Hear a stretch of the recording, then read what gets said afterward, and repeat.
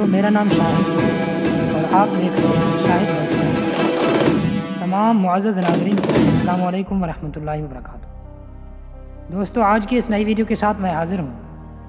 امید ہے کہ یہ ویڈیو بھی آپ کو بہت پسند آئے گی۔ دوستو، اللہ تعالیٰ نے ہمیں بہت ساری نعمتوں سے نوازا ہے۔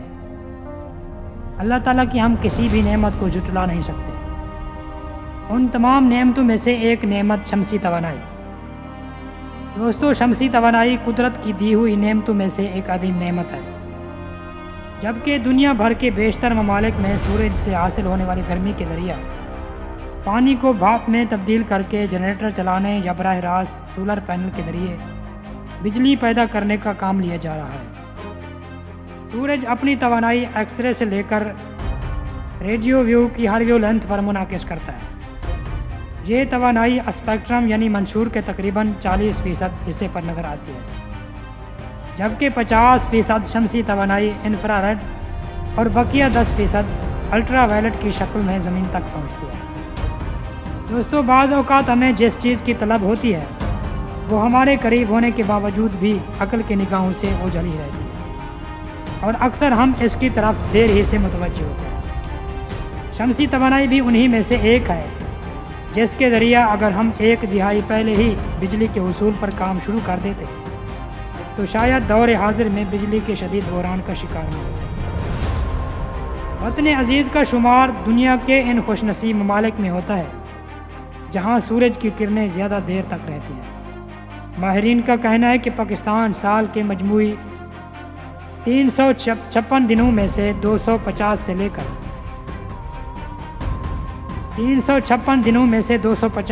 کر 320 دنوں تک سورج کی روشنی سے بجلی کی پیداوار کو یقینی بنا سکتا ہے، جبکہ دیگر ذرائع سے حاصل ہونے والی توانائی کے مقابلہ میں سورج کی کرنوں سے 63 گنا زیادہ توانائی حاصل ہو سکتی ہے۔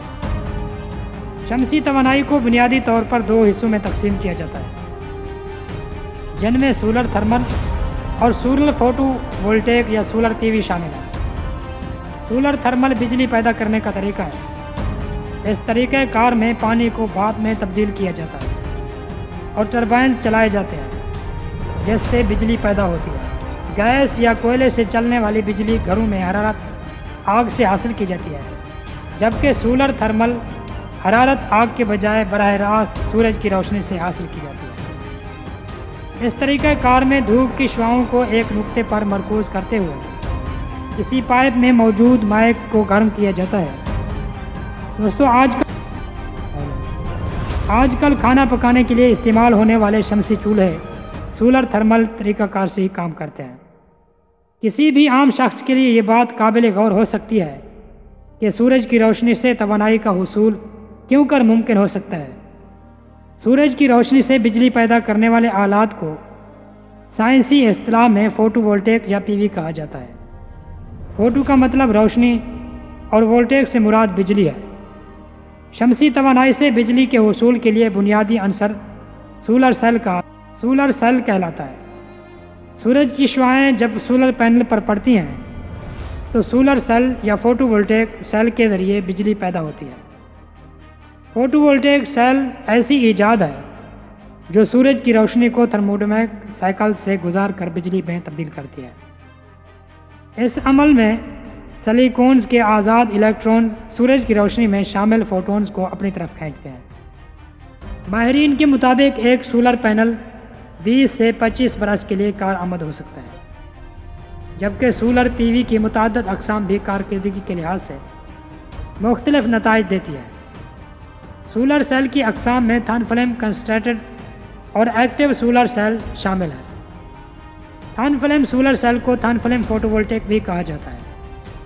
تھن فلم سولر سیل کو ایک یا ایک سے زیادہ فوٹو وولٹیک مواد کی پتلی تہوں کو جمع کر کے بنایا جاتا ہے، اور یہ شمسی توانائی کو بجلی میں تبدیل کر کے اپنے اندر محفوظ کر لیتی ہے۔ اسی طرح کی بیٹری کو بھی جو بجلی کی کم مقدار کو محفوظ کرتی ہے، لیکن اس کا سامان پاکستان بھر میں انتہائی مناسب قیمت پر دستیاب ہے۔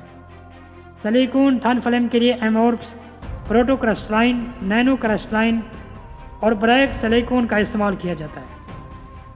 ٹن فلیم کا وزن کم ہوتا ہے، اس لیے انہیں بڑی اور بلند عمارتوں کی چھت پر بھی بآسانی نصب کیا جا سکتا ہے۔ کنسنٹریٹڈ سولر سسٹم میں لینز اور شیشوں کی مدد سے سورج کی روشنی سے بجلی پیدا کی جاتی ہے۔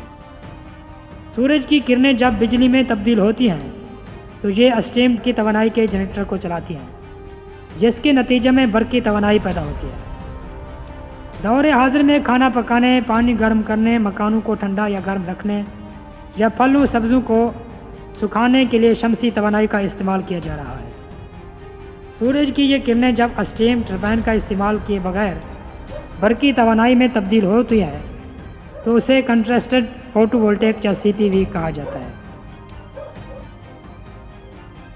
دوستو، کنسنٹریٹڈ ٹیکنالوجی 4 شکلوں میں دستیاب ہے، جن میں ڈش، ریفلیکٹر، شمسی ناور اور پایوں سے توانائی کی پیدا کی جاتی ہے۔ اس طرح کے سسٹم عام طور پر ایسے گرم علاقوں میں نصب جاتے ہیں جہاں تیز دھوپ میسر ہو۔ پاکستان میں شمسی توانائی کے استعمال کی سخت ضرورت ہے، کیونکہ گزشتہ 1 دہائی سے ہمارے ملک کے عوام بجلی کے بحران میں الجھے ہوئے ہیں، جس پر قابو پانے کے لیے ہمیں ایسی توانائی استعمال کرنا ہوگی جو ملکی زر مبادلہ کے ذخائر پر بوجھ بھی نہ بنے اور عوام کو بھی بلا تعطل توانائی کی فراہمی بھی ممکن بنائی جائے۔ پاکستان میں بجلی کے حصول کے متبادل ذرائع استعمال کرتے ہوئے حکومت کے خصوصی بورڈ نے گزشتہ چند برسوں کے دوران ملک کے متعدد دیہاتوں میں سولر پلانٹ نصب کیے جاتے ہیں، جن میں راولپنڈی، گجرات، ڈیرہ غازی خان، تربت، کلات، کلا، سیف اور چیچر کے علاقے خاص طور پر قابل ذکر ہیں۔